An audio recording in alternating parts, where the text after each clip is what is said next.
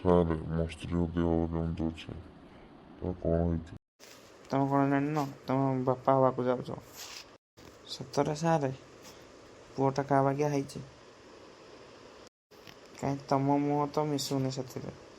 ଆଉ କିଛି ସମ୍ପର୍କ ଥିଲା କି? ହଁ, ତା ଧରମ ଭାଇ ଦିନେ ଦିନେ ଆସୁଥିଲା।